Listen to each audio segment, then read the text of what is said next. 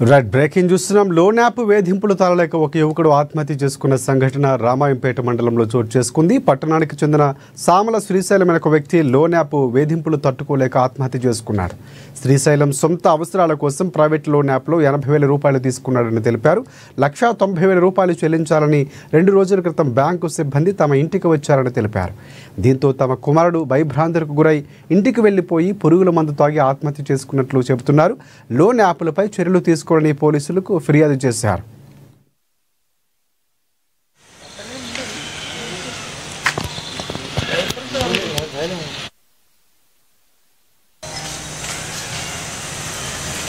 అందుకే